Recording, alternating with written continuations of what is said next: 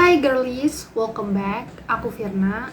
Jadi hari ini kita akan membahas tentang how to control interpretation and perception based on Philosophy Teras by Henry Malampiri. Sebelum itu, aku mau jelasin sedikit tentang apa itu interpretasi dan persepsi.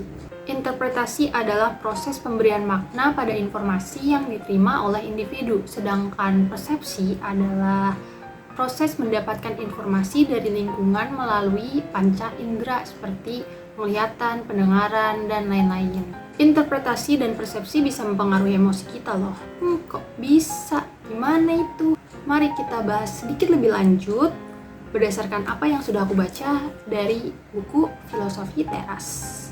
It is not things that trouble us, but our judgment about things. Dengan kata lain, Epictetus mengatakan bahwa sumber sebenar-benarnya kekhawatiran dan kegelisahan kita itu adalah pikiran kita sendiri, bukan hal atau peristiwa yang ada di luar kita.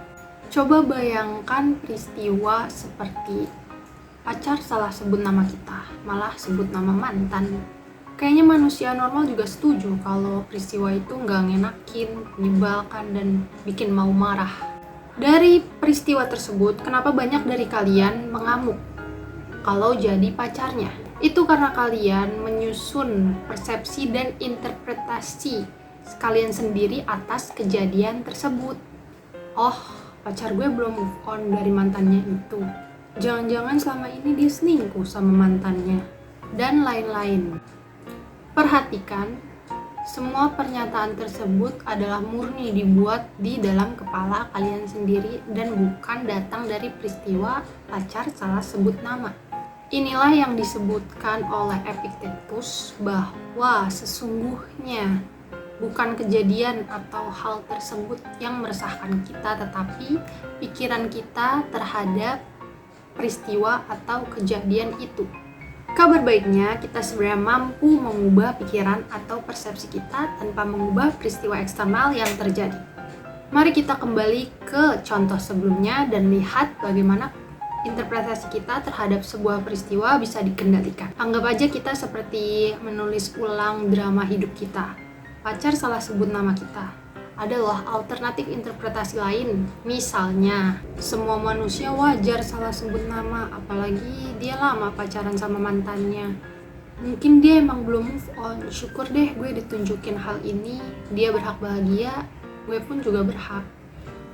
Mungkin ini ujian buat gue. Apa gue bisa memaafkan dan menerima dia? Gak ada manusia yang sempurna, termasuk gue.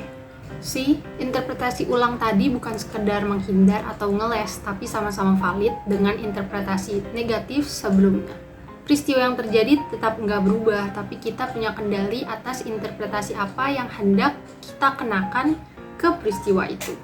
Dari makna dan persepsi, inilah timbul perasaan dan emosi kita. Kalau kita memberikan makna yang negatif, maka kita akan merasa marah, cemburu, iri, putus asa. Sebaliknya, kalau kita memberikan makna yang positif, maka kita akan merasa lebih sabar, terinspirasi, lebih tekun, dan tidak menyerah. Semua pilihan makna itu ada di tangan kita. Jadi ayo, kita mulai belajar mengendalikan persepsi dan interpretasi kita terhadap hal-hal atau kejadian-kejadian yang terjadi, agar kita juga nggak mudah dikendalikan oleh emosi diri kita sendiri. That's all from me. Let's grow together to be a better person.